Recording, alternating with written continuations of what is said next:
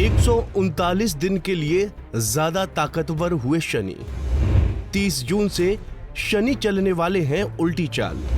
नौकरी में प्रमोशन के भी बन रहे हैं योग। जाने शनि की उल्टी चाल धनु राशि पर क्या डालेगी प्रभाव। मेरे YouTube पेज एस्ट्रोनॉमिस्ट पर आपका स्वागत है। नमस्कार, मैं हूं नरेश कुमार। सबसे पहले उन दर्शकों का धन्यवाद जिन्होंने पेज को सब्सक्राइब किया है, पेज के वीडियोस को शेयर कर रहे हैं, लाइक कर रहे हैं और कमेंट बॉक्स में हमें अपनी राय भी लगातार भेज रहे हैं। दोस्तों, आज बात करेंगे शनिदेव की। शनिदेव वक्री होने जा रहे हैं। 2024 में शनि 140 दिनों के लिए वक्री होंगे। ये 29 जून रात के समय होगा और 15 नवंबर तक रहेगा। तो वक्री अवस्था में शनिदेव क्या फल करेंगे, इसके ऊपर चर्चा करेंगे। लेकिन सबसे पहले ये समझने की कोशिश करते हैं कि आखिर वक्री अवस्था की इतनी इंपॉर्टेंस क्यों है ज्योतिष में, वक्री अवस्था होती क्या है। तो जो हमारा ब्रह्मांड है वहाँ पर दो प्लैनेट ऐसे हैं जो सूर्य के साथ रहते हैं। जो साइंस पढ़ते हैं बच्चे उनको ज़्यादा जानकारी है इस चीज़ की। जो नियरेस्ट प्लैनेट है वो जो सबसे करीबी प्लैनेट है वो बुध हैं और उसके साथ शुक्र रहते हैं। ये इनर सर्कल के प्लैनेट हैं जिन्हें जो है वो सूर्य के साथ जो दो प्लैनेट हैं इन्हें इनर सर्कल के प्लैनेट कहा जाता है। लेकिन मंगल, गुरु और शनि ये आउटर सर्कल के प्लैनेट हैं। ये ऐसे प्लैनेट हैं जो सूर्य के साथ भी आपको नजर आ सकते हैं, सूर्य के सामने भी नजर आ सकते हैं। जब सूर्य के सामने ऐसे प्लैनेट होते हैं मंगल, गुरु या शनि, तो वक्री अवस्था में ही होंगे। ये नंगी आंख से कुंडली में नजर आ जाएगा। जिनको एस्ट्रोलॉजी की समझ है वो समझ जाते हैं कि वो सामने जो प्लैनेट पड़ा है वो वक्री ही है। इसका कारण यह है कि ये 120 डिग्री दूर चले जाते हैं। सूर्य से 120 डिग्री दूर जाते ही मंगल, शनि और गुरु वक्री हो जाते हैं।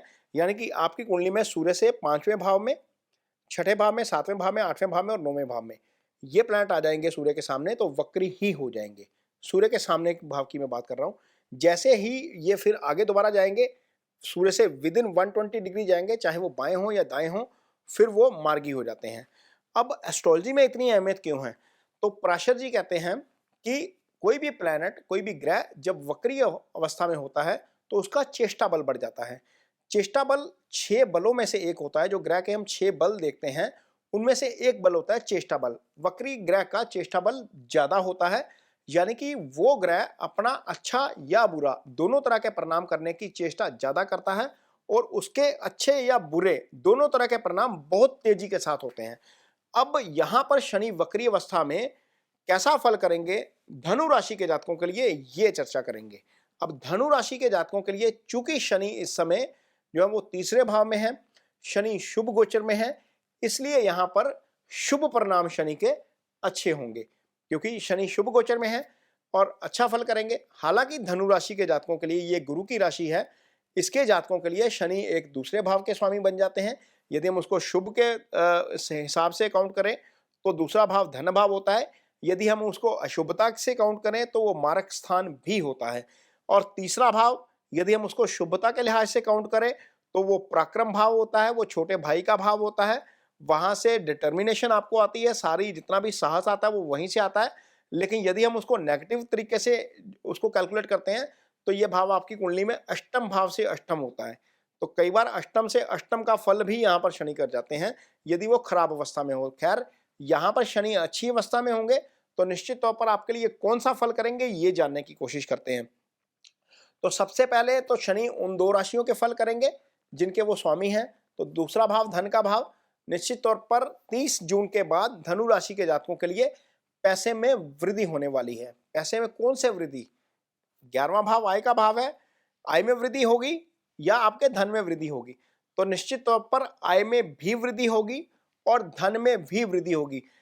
आय वो होती है जो आप रूटीन में कमाते हैं, महीने की सैलरी होगी, आपके कारोबार से रूटीन की इनकम हो गई।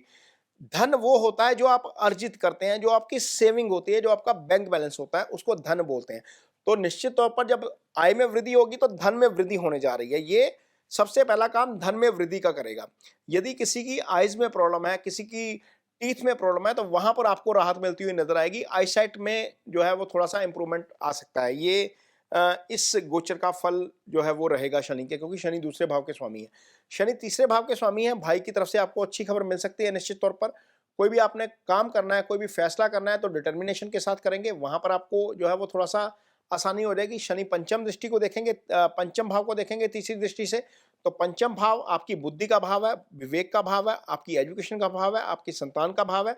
पंचम भाव से इजी गेन्स आते हैं, तो इस भाव के सिग्निफिकेंस आपको थोड़े से अच्छे मिलते हुए नजर आएंगे। संतान पक्ष से अच्छी खबर आ सकती है। यदि मार्केट में निवेश किया तो वहां पर आपको फायदा हो सकता है। यदि आप स्टूडेंट हैं हायर एजुकेशन के तो वहां पर आपको फायदा हो सकता है।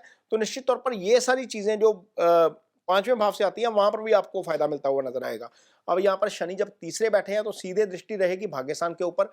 अध्यात्म वाला भाव आपका एक्टिव हो गया, भाग्यस्थान एक्टिव हो गया, तो भाग्यस्थान से आपको ऐसे फल मिलेंगे, यदि आप कोई एफर्ट कर रहे हैं तो उसका रिजल्ट आपको मिलता हुआ नजर आएगा। उसमें आपको प्रोजेक्ट यदि आप कोई कर रहे हैं तो वहां पर आपको थोड़ी सी सफलता मिलती हुई नजर आएगी, क्योंकि यहाँ पर आपका शनि अच्छे गोचर में रहेगा और अच्छे गोचर में है और वक्री अवस्था में वो अपना फल जो है वो तेजी के साथ करने की कोशिश करेंगे। तो यहाँ पर शनि की जो नौवीं सीधी दृष्टि है नौवें भाव के ऊपर, वो आपको भाग्य आपका साथ देता हुआ वहां पर निश्चित तौर पर नजर आएगा। धार्मिक यात्रा भी आप कर सकते हैं, क्योंकि केतु और गुरु के साथ साथ शनि को भी अध्यात्म का प्लेनेट माना जाता है। वैराग्य देते हैं, रादर ये किसी और तरह का जो है वो अध्यात्म देते हैं। तो यहाँ पर शनि की एक दृष्टि रहेगी आपके 12वें भाव के ऊपर। 12वां भाव आपके विदेश यात्रा का भाव है।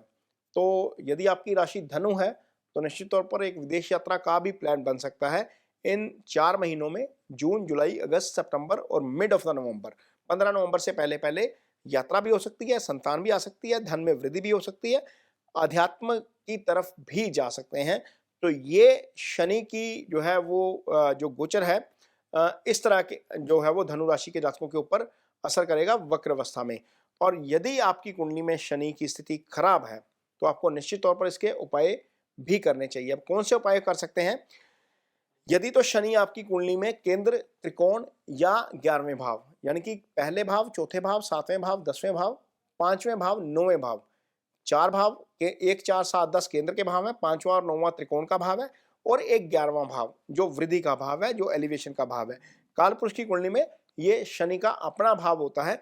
यदि शनि इन स्थानों पे है तो आपको शनि का नीलम धारण करना चाहिए। ये अफोर्डेबिलिटी के ऊपर है, आपके ऊपर डिपेंड करता है। यदि आप अफोर्ड करते हैं तो आप उसको जरूर धारण करिए, इसके अच्छे परिणाम आपको जरूर मिलेंगे।